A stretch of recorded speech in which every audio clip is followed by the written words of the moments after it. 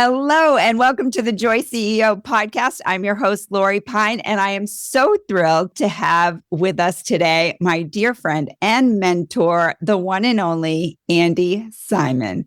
Andy, welcome to the podcast. Hey, thanks, Lori. I listen to your podcast all the time. It's a pleasure and an honor to be on it this day. Well, I have been waiting to have you on because you really are such a dear mentor. And I often come to you for leadership advice and just heartfelt, thoughtful conversations. So it's always a treat when you and I can get together and have just something really special to talk about.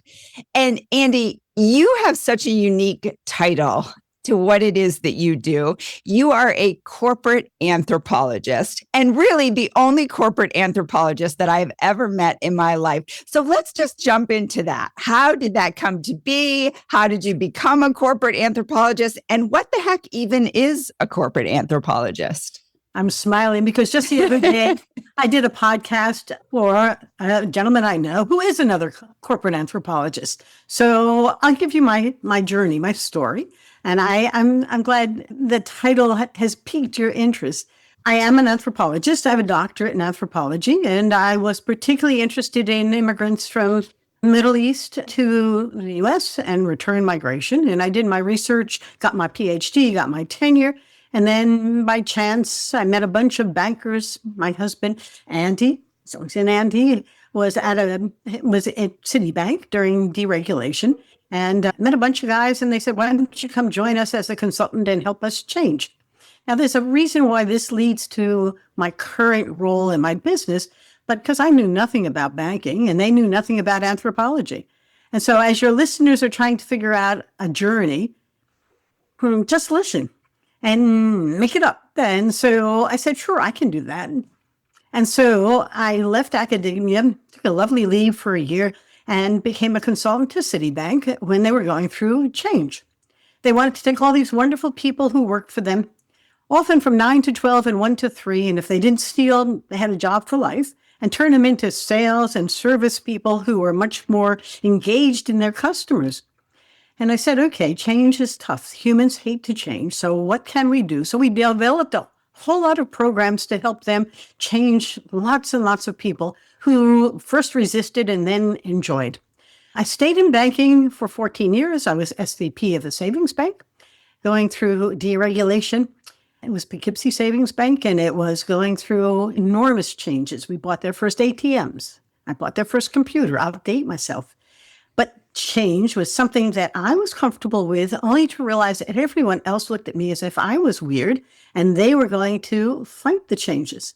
And then I was an EVP of a bank up in the Hudson Valley, and I helped it change itself completely.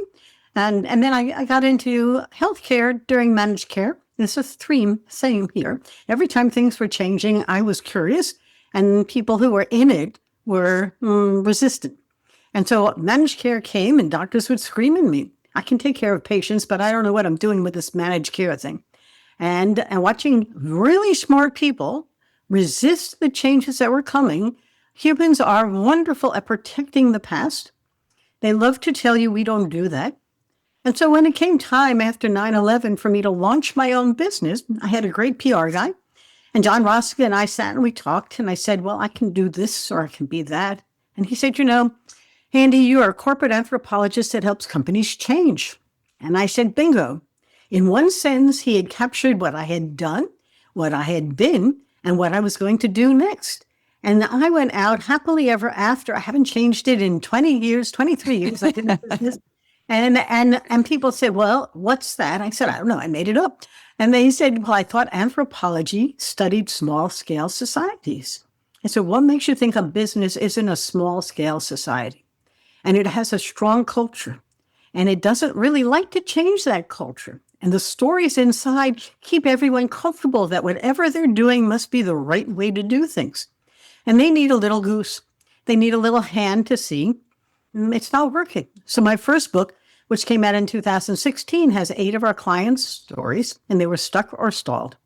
And where I found my real sweet spot was in doing something people were trying this or trying that and simply couldn't figure out how to do it personally and professionally and in their business. And that becomes sort of an interesting conversation, a little bit like you and I have had conversations. We know what we know, but we don't know all the rest. And I'm a blue ocean strategist, and I'm a practitioner, and I've done 500 workshops on it. And I love it because it shows you what's happening next is really where the opportunities are.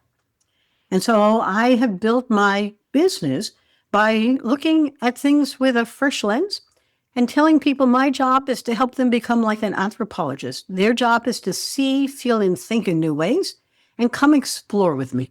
And I love to take my clients exploring. And what's so interesting, Lori, and you'd appreciate this, is that we go into the same manufacturing plant to see how their product is being used, only to discover when we walk out, we were in 3 different places. But 3 different places. Write down everything we saw and everything we heard, and they heard what fit into their box, and I heard everything that didn't fit in the box. And they went, "How'd you hear that?" I said, "It's the same things. You can audio tape it and begin to listen to the same conversation and realize that you're plucking from it what affirms what you believe to be true." But I learned a long time ago, the only truth is there's no truth. And so we all live in this kind of fictitious, surreal world that we believe to be real. And my job is to help you shift a little bit because today the times they are changing and clients are all unhappy or happy, not sure where it's going, and people want certainty. And so I bring a little anthropology into the conversation and a lot of experience helping people do something they hate. And how does that sound as something your listeners might find interesting and maybe not exactly what they're doing, but don't ever say, "I don't do that," because you could, and it would be great. Yes. Oh my gosh. Okay. So you just said so much. There are so many nuggets of wisdom in there.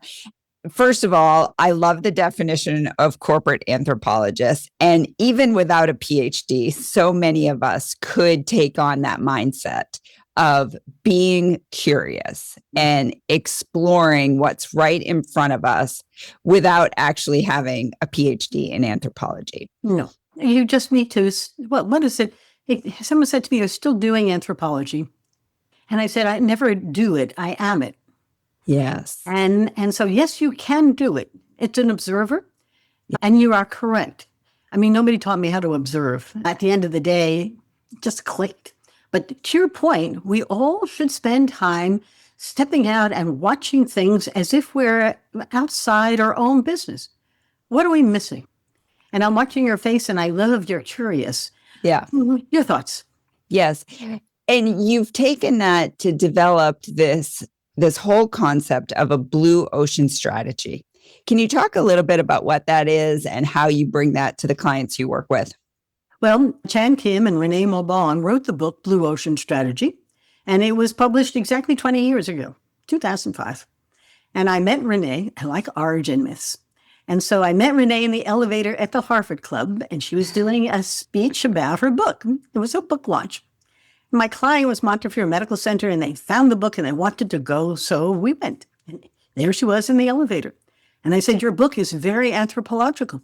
It's all about visual exploring and all kinds of visual awareness. And you understand that until you see it, you don't believe it." And she said, "Well, you should be a blue ocean strategist." And I said, "What's that?" And she said, "I have no idea. Let's make it up." And I said, "I can do that." So now twice you're making things up, Andy, so far, twice. Yes. Well, but you see, that's, I had to once give a program on imposter syndrome. And I said, "Well, I've been an imposter my entire life." And if making things up is what you But do. it works. It works. And what people don't know is what you don't know. And it is what they need or want. But so I became a real aficionado of thinking outside. It's not even out of a box. It's creating a new box. People talk about, think out of the box. I said, well, in Blue Ocean, you're creating something new, corporate anthropology, applying this to a venue, which sometimes was done, but not often, and in a way that applies the methods and tools and theory just to a different, concept, a different location. So I've done 500 workshops on Blue Ocean strategy. I've had lots of clients. I've been to India, Mexico, and Canada, and I find that people at first are interested but unclear. How do I find non-users with unmet needs? The essential part is stop focusing on competing and create. Stop focusing on the market you're in and doing a better job of being efficient, productive, keeping your prices down, having better salespeople. You're working on your current customers. Good. If there are more of them, great. But if it's slowing down and the trend line isn't growing, who else could use you? And often they come to you. One of my favorite stories is a friend of ours, Jim Riley. And after a workshop, he went back and sat on the phone. And he and I laughed. He says, well, your memories of it and mine are different. I said, I know, but I like my story. So he sat there and his service person kept saying, oh, no, we don't do that. No, that's not what we do. He made chain for his tires so they could handle the snow. And finally, he said to her, why do you keep telling them we don't do that? She said, because you told me we don't do that. He said, but I can do all of that, at which he had his epiphany.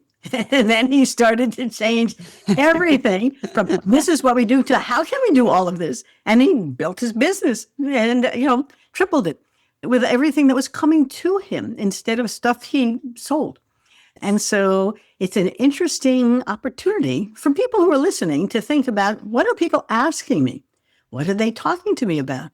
Who's a non-user who could use my skills in a different way? I've given talks to folks during the 2008 recession in real estate and in all kinds of fields who found themselves out of work. I said, okay, reinvent yourself. Who could use you? What else can you do for them? Because if that's not coming back, maybe it's time for you to rethink what you're doing and apply new methodologies. I'm not sure, but it's the time to explore.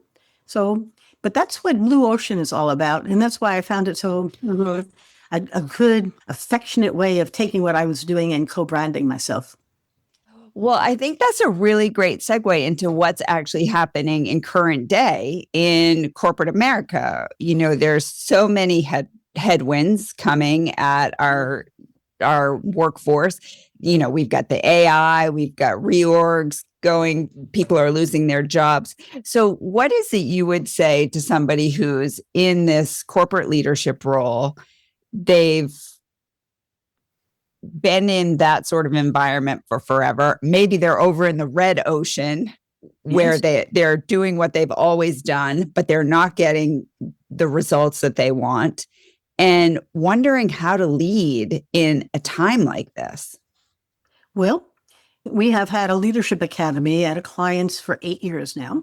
We've had several. This one is one of my favorite because it's a healthcare system in Eastern Kentucky, which is one of the poorest areas of the country. And they all come in without a lot of training. But to your question, how does a leader lead in order to achieve what results? And leaders need followers. And so I often work on their followers, even more important than their leaders. So if you're in an organization and everything you've done in the past all of a sudden isn't working the way it used to, there are several things to think about. Your folks often are closer to the customer or to the development of what's going on than you might be.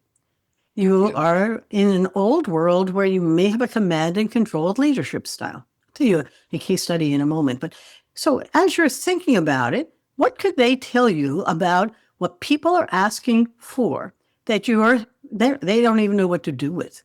Do you have an innovation room where they can bring ideas together and begin to think about what the sales guys are hearing in the field? Are they hearing it? Story.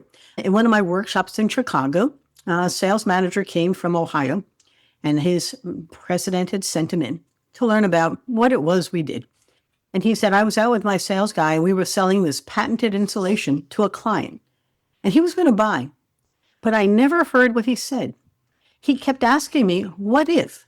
Could you? Have you thought about? I really could use. So he bought our product, but I missed all the revenue opportunities. Now he went back to Ohio and created the what if sales process. He said, I know what we sell and what they're going to buy, but that's here. The business is here, and it can help us grow if we listen with an open mind to what people are asking for. So instead of saying, of course we sell this, say, what can we do to help you? And collaborate is not a bad way to sell today. Because it isn't. Of course. It's how can we do it? Coming back to your leader, sitting in his office. So first thing I do is get into the field. Go walk around, but go out to your customers. Go sit down and have a lunch where you listen. Don't teach them anything. Just say, tell me your story. What's happening? Every time I took a client out to hear their clients, they'd learn like the product is being used for something they never thought it was appropriate for.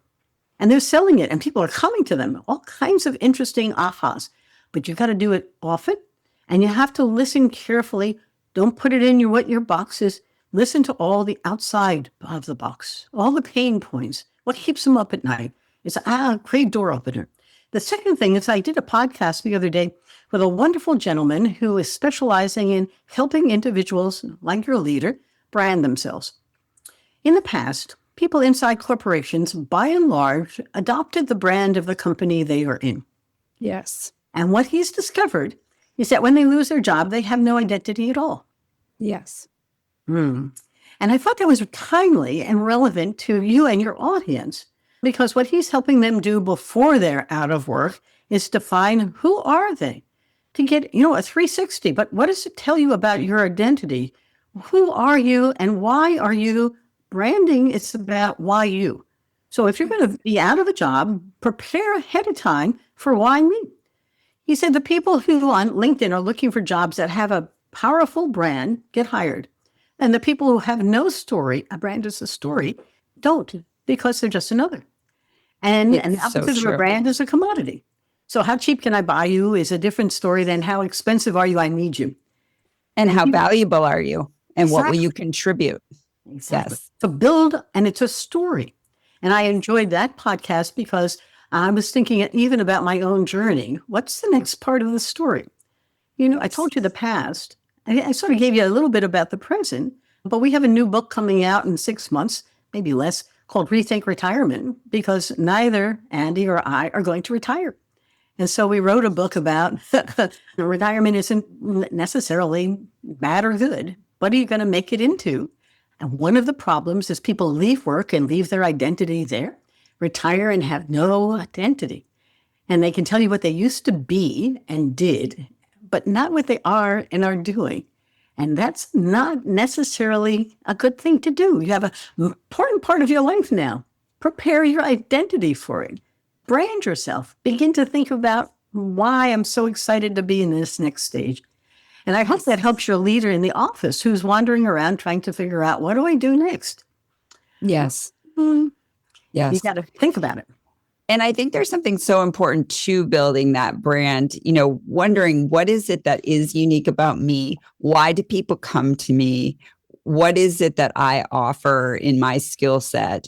Again, that curiosity that you set out the conversation with, being curious and really understanding that about yourself so that you can create that brand and then having the courage to be visible with that brand, whether it's on LinkedIn or building your own website or whatever it is, so that, as you said, in the event of a job loss, which God knows in this day and age, we all go through that. Yeah. You have a presence when you're ready to get back out there. The other part is that if I look at my archetype, I'm an explorer. I'm also a philosopher, but I'm an explorer. And I can preach this, but many people would rather not be exploring at all. And when times change like this, it's not bad to push yourself out of what's comfortable and try things as if you were younger as opposed to an older. Because the test now is things are changing. If AI is something that you're afraid of, go get on chat and ask it a lot of questions. It's my best friend. I don't yell at it often, but it does a huge amount of work for us. And it does pretty well. And when it doesn't, I just go back and pre-prompt it. And I couldn't do what I'm doing now without my teammate. I asked him, what should I call you? He said, why don't we call me Andy's teammate? I said, I like that. Yes. And so we have a personal relationship with my chat. Yes. And he and I said he. Someone said to me, why do you think it's a he? I said, because I can yell at it better. And you've been an early adopter of AI. For a long time. That's right. Yes, yes. And you embraced it, and it's been a very useful tool for you. Yep. I had a client who wanted a rapid proposal. And so between Chat and I, we rapidly proposed it. And it was pretty darn good. And I got hired. And I went, that's not so hard. Yes. So good. So good.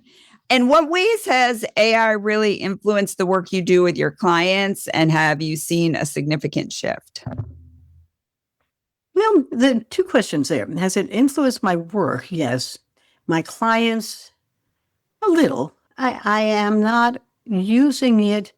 It's hard to say how that works. I mean, we support one client with all the social media. We write all his blogs on AI, and then we humanize it.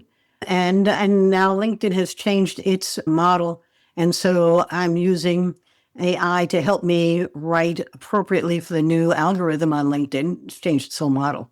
And so clicks don't count the same way they did, and all the stuff that you used to think mattered, and it's all gone. So it's a whole new. So the content that I used to do is good, but I have to be careful how I present it. I have to be the authority on it.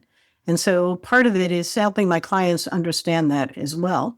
But I'm watching them. I have one client who has about 600 children who have autism or special needs, and his program is in Chicago. And I introduced him to a woman who has developed a marvelous program called Footsteps to Brilliance. And they help in early childhood education, but they are watching autistic kids learn to speak and to read using their model. And it's all a combination of AI and online capabilities, gaming. Gamification is really powerful. And so it's not just it's all of the intersection of it. And they've just developed a program to help kids learn financial literacy in the early elementary school. It's not taught. And so she's now got again, another, think of it as a gamification. And what can you learn by allowing kids and then taking it home and letting your parents help you with it? Yeah. It's cool stuff.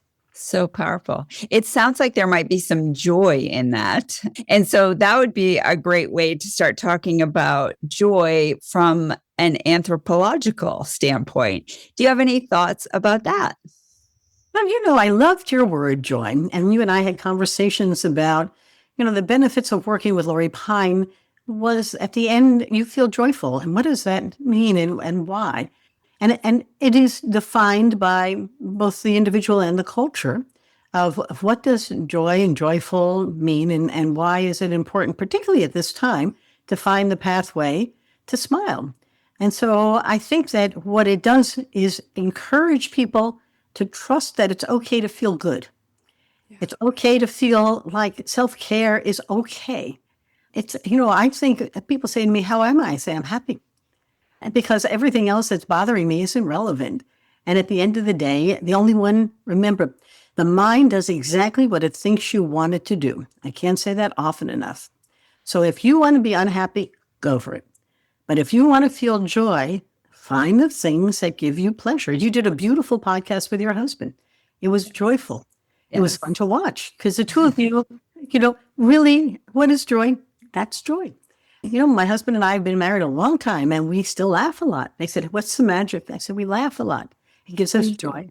You do. So, yes, we do. You do great things together. You travel together. You go on long bike rides together. Yes. So, but you see, for you, the message, I think, for the audience and from my perspective, from a cultural perspective, is that you can look around you and humans are copycats. So two things. Your mind does exactly what it thinks you want it to do. Want to be unhappy? Go right ahead. You want to be happy? Tell it I'm going to be happy and smile a lot. And guess what? All those hormones just flying around saying, I feel great today. It's just the myth anyhow. But the second thing is we're copycats. So if you hang out with a lot of people who are down and out, you're going to mimic them. And if you hang out with a lot of people like Lori and I, we just hang out and we have fun. Make sure that what matters. My daughter once gave me a little Post-it. It said, in the course of a lifetime, what really matters? She said, that's not the exact quote. I said, I know, but that's what I remember. Your interpretation of it. But I remember it because in the course of a lifetime, you go back to my own career. I was a tenured faculty member. Why would I give that up to go into something I knew nothing about, banking? As a consultant, about which I knew nothing about.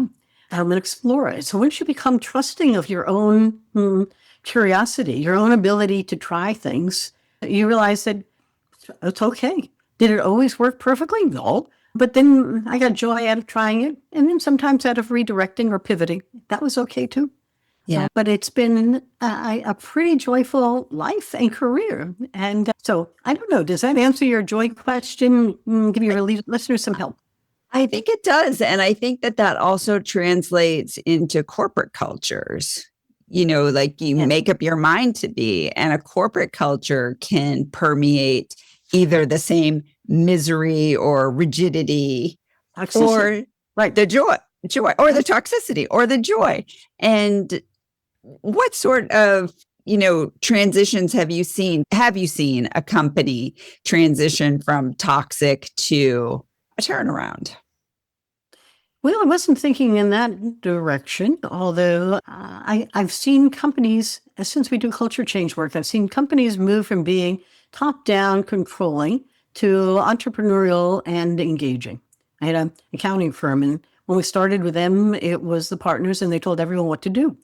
And then the guy moving into the management role said, I don't want that kind of culture. I want a culture where people take risks and know how much risk they can take. I worked with a healthcare client, and they wanted to change the culture. Now, toxicity is an interesting word. There were 9 unions at this hospital. Do you think changing them was easy? No. No. And so you could move people from the ED up into a room if they fix the bed faster. But housekeeping would tell us, well, we don't do that. And he said, okay, so you have people in the hallways who are in diversion because you can't turn the bed faster, even though nobody's been in the bed for 3 hours. And so I've seen places that are their own worst enemies because people aren't joyful and aren't helping each other. And if I can sort of expand the word joy to say part of this is being kind to each other. Yeah. Helping each other, seeing that this is about the patient and their care, not about me and my control. And it becomes much more fun to help each other, even if it isn't always the way it is. So I find that my client who handles autistic kids is a very joyful place. Even though they have kids at all degrees of handicaps and special needs. They have kids in wheelchairs who do artwork on the ground, putting paint on big paper and using their wheelchairs to go around as if they're paintbrushes. And then they have art shows with the art that's done by kids who really have difficult motor control. And so, joy is an interesting state of mind. And it isn't a bad, it's a great word. I think you found a word that gives me joy. Yes. And hope. And, it sounds like the client with the autistic children really is making an impact. And that says something. Yeah. That On really the people who work there, as well as the people who are the parents and on the community. And they realize that this is, and several of the management team have autistic children or children who are on the spectrum, and they get it really well, but they have purpose and they matter. So I was just going to talk about the word purpose, and purpose seems to be something that keeps coming up in studies, and that people really need to find purpose in the work that they do. What can you say about that, and what have you seen? Well, it's interesting because I've been involved with my co-author of my 3rd book, Edie Frazier, and through the WBC, a whole program who are women entrepreneurs with companies of purpose. And what I love about them is that they are, of course, concerned about profits and earnings, but they're also concerned about the meaning of why their company and the people who work there matter, purpose. And so, one woman had a mental health practice and realized that the communities that she was in the Maryland, Virginia area didn't have easy access to behavioral health or mental health. So she began to create clinics that were much less profitable, but much more purposeful to help people. And then she also created special places for people who could create more profit, but wanted a different personalized environment to discuss their social well-being and their behavioral health. I think that I'm watching these women who have companies of purpose, and one of the women has created mymedicinecabinet.com. And she found that her mother was failing, and when her mother was having a problem, her mother had no way of telling anybody what medications she took. So Or scary. who the doctors were. Yeah. And so what this woman created was an online system where you can put in all of your personal medical stuff and all of the doctors.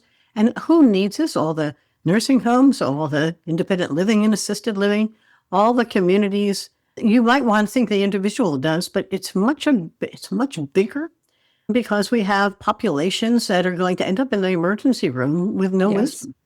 Yep. And I have a friend who has Parkinson's. He said, I can't go to the emergency room. They'll mess up all my meds. Yep.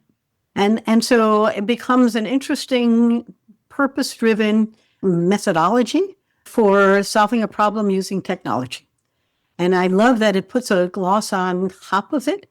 There's a woman in New Jersey, Delaware, Pennsylvania, and New York who has something called Sunny Days, and she works with children 0 to 3 or 4 with their parents, putting people in their homes to teach them social skills when they have serious special needs. And she's been doing this for some time. She's hoping that the government doesn't upset what she does. But her business is to really purposefully help parents raise children who have special needs. Now, I've had a couple of special needs stories here, whether it's mental health, behavioral health, or special needs. But in my medical cabinet, we can talk about business having purpose, but I don't think it much matters when you're both looking to earn a living and make profits as well as finding something that's good. We have a wonderful friend, and Jamie Candy is president or CEO of Edmentum, which is in the educational field. And she had been CEO of Andy's company before he sold it. And she has built a huge, joyful company, really inclusive, with intentionality. And now she's just bought a new company to go out into the schools and help kids prepare for their careers during their high school years with an online program that gives them what they need to learn about jobs and how to get jobs. And I'm not doing good justice to it, but she looks for ways to have purpose in elevating the kids. So I get joy. Somebody asked me, what's my purpose? And I said, this is a really good question. To simply say I'm an anthropologist who helps companies change is my brand. But my purpose really is to bring the wisdom that I have and help others do better at a time of great change.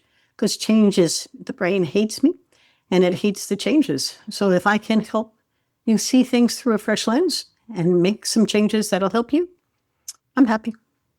And I think you do it in a way that softens it and brings a little less resistance and a little less pain to the whole process. And that in itself is joyful, Andy. Well, but it's true. I mean, you can swing, but you got to change. I cannot tell you how many companies I walk into and the guys are like this. Yeah, cross-armed. I'm not changing. You're not moving my keys. And I mean, the body language is just, okay, you can lock me in the closet or we can open our arms and begin to think about the fact that business is stalled or stuck and it's time for us to change.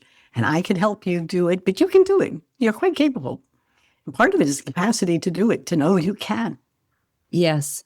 And what would you say to all those leaders out there who are just spinning all the plates, doing all the jobs, the leaders like you and me, and who aren't quite sure which direction to head in? They want to be successful in everything they do, but they're feeling all these headwinds. What would you say to them? Well, I think that the most important story in your mind is a focused story. And if you think that multitasking is good, the research probably tells you it's not. If you let each inbox drive your business, it's going to be hard to figure out what business you're in. I had to say no to somebody the other day who has 2 intellectual properties that she's patenting and wanted me to help her open her new market. And I read over the NDA and I read it again. And then I said, I don't really know what she is doing. And it sounds interesting. I said, but that's not where I'm going. And I had to go back and say, I think what you're doing is really wonderful, but I can't get too involved in it. And I can chat with you occasionally if you'd like, but I really can't tell you I'm your mentor or your guide or your coach or your consultant because it won't work. I'd be up all night wondering what I was doing. And so I find no is not a bad lettered word, not a four-letter word. It's okay to stay focused and figure out where your sweet spot is today. Now, I've told you different points when I've changed. I never stopped being an anthropologist.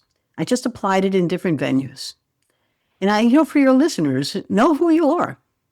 What do you bring? I knew I was an observer. I could help listen to people and help them articulate the story. I could help them change the story. But they had to understand that I was who I was, and my job was to help them become better at who they were. But they were something. Your point Yes. about the leaders need to know who am I? Yes. So, and you coach people, and I find coaching is a challenge because often people don't really want to hear what you're saying. And so how do you put it in softly so that I ask the question and they discover it themselves, but sometimes they're not going anywhere and it's hard to see that happen. Yes. Now, Yes. is that a good answer to you? How do you stay focused? That is a good answer because it really is know thyself. I mean, that's goes all the way back to the Greek goddesses, right? It's all the way back to ancient history. And know thyself is such a critical skill for us to learn and to really uncover, discover, discard. What is it that is the truth for us?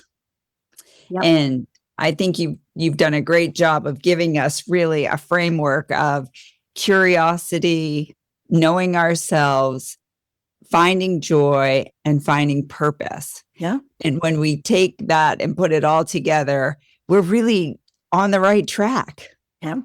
Yeah. One little tool that I often use, and you may do this as well, I do at my leadership academy when we start. I give them a pad, colored pencils, and I say, now draw. Who are you?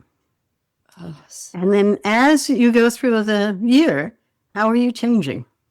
Picture is worth 1,000 words. And I have them put them up on their computer screen and talk about the story that they start with. And you'd be amazed how people are quite honest in these kinds of things. My last one cried a lot, but there was a lot of honesty, and the pictures were showing the fragility. And then slowly but surely you can watch them change. And the pictures began to capture those transitions.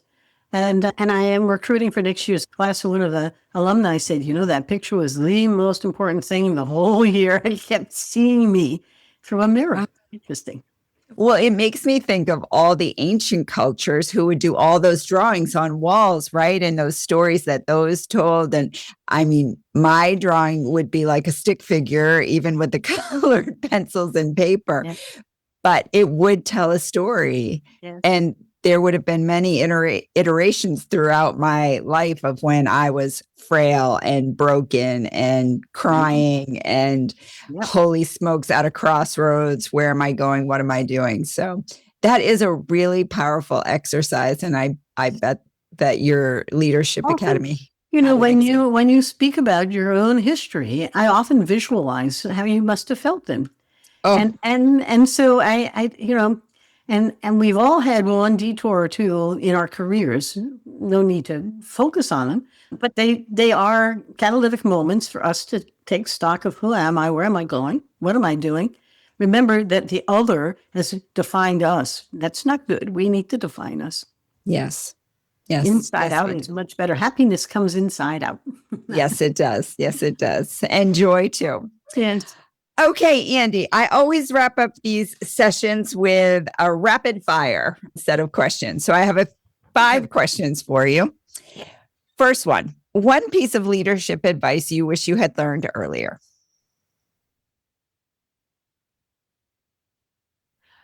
Good question.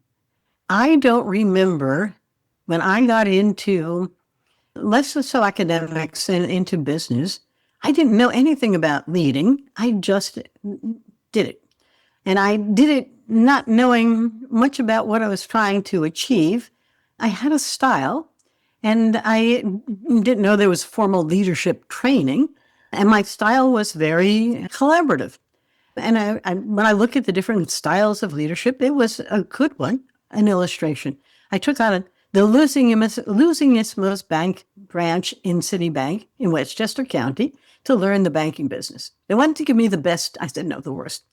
And I had a team of folks who said to me quite up front, listen, honey, you're going to come and you're going to go, and I'll be here for a long time.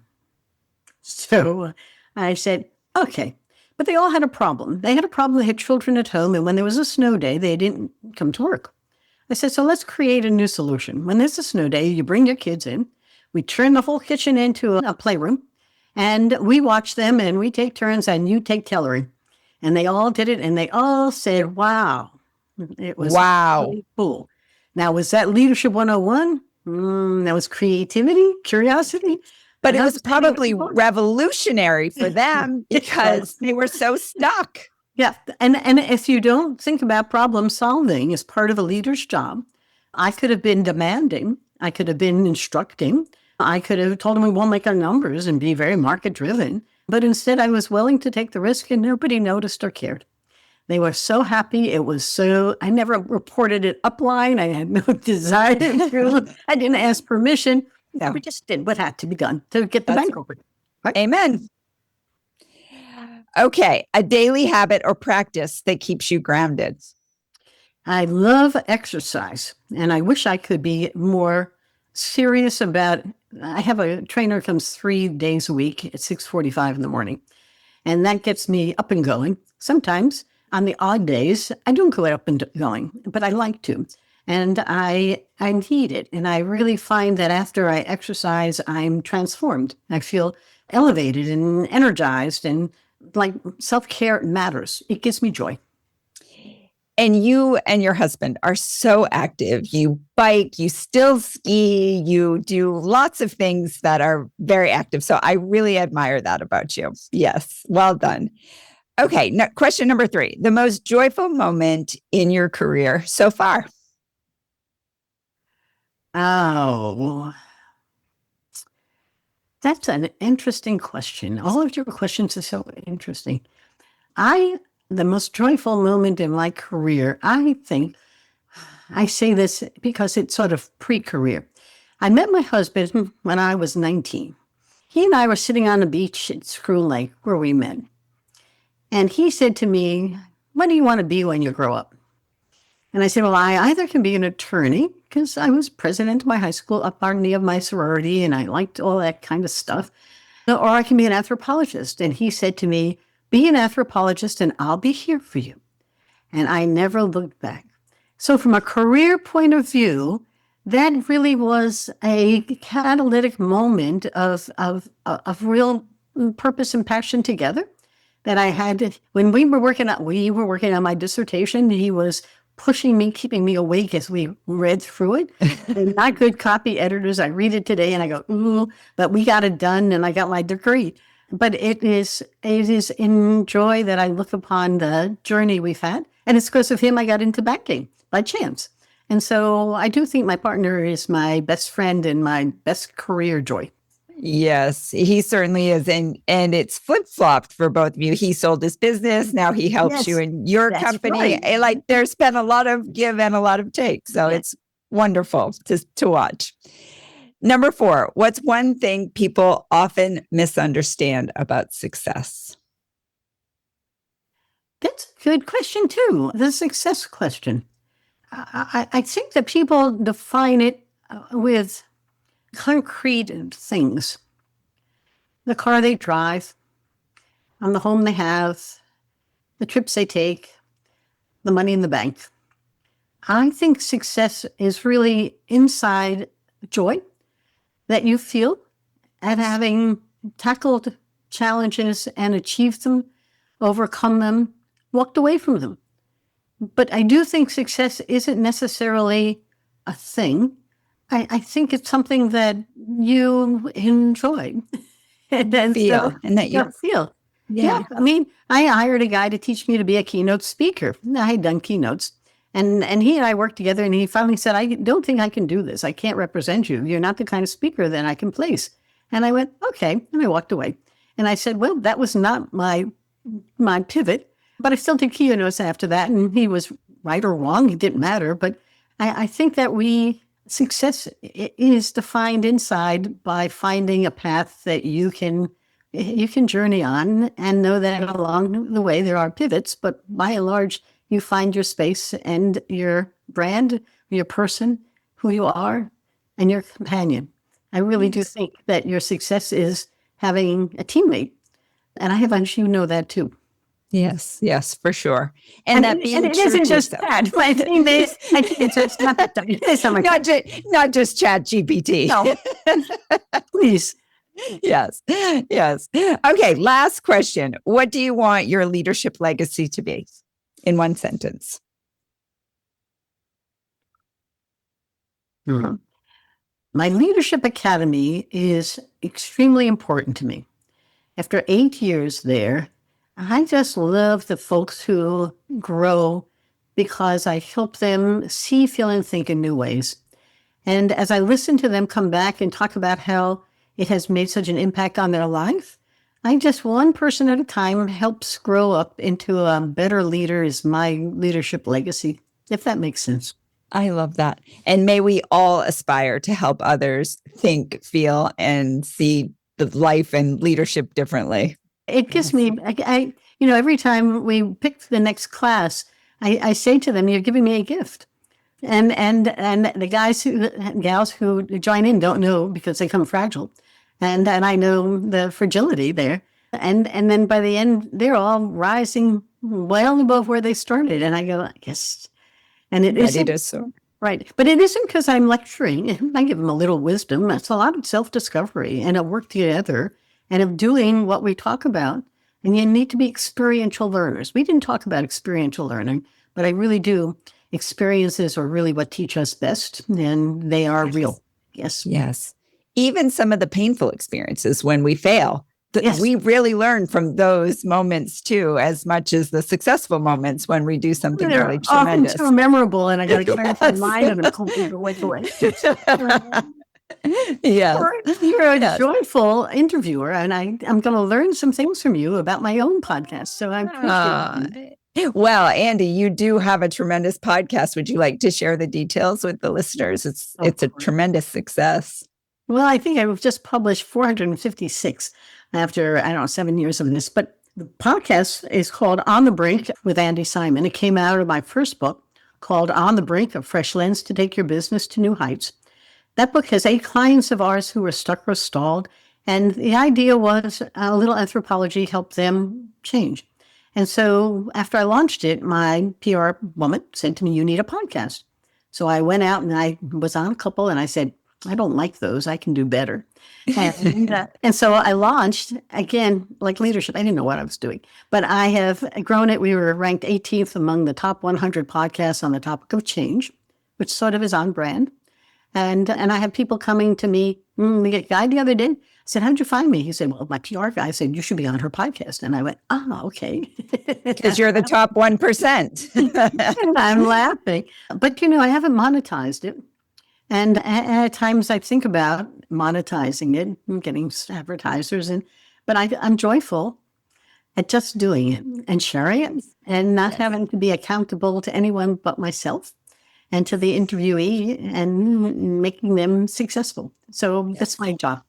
And it is quite a gift. And the people that you interview are just tremendous. So I do look up to you and aspire to that. So thank you for what you're bringing to the world. And thank you for this interview and sharing with all of us your wonderful gifts. I think that what we've learned here today is that we all can take the time to know ourselves, be curious, see what's in the blue ocean, and find a little bit more joy. So. It's been my pleasure, Lori. Thank you for having me. My pleasure as well, Andy. Thank you so much for joining us on the Joy CEO podcast.